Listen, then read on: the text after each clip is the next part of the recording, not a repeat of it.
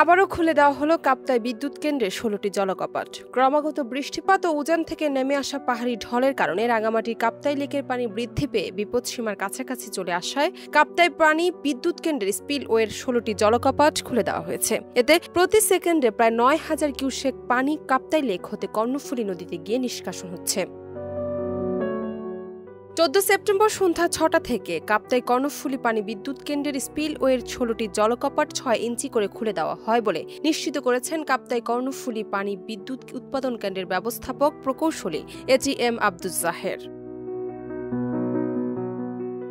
সন্ধ্যা ৬টা পর্যন্ত কাপ্তাই লেকের পানির লেভেল ছিল ১০৮.৫৫ ফুট মিন সি লেভেল। হ্রদের পানির লেভেল ১০৮ ফুট ক্রস হওয়ার পরেই হ্রদের পানি ছেড়ে দেওয়া হয় বলে জানান তিনি।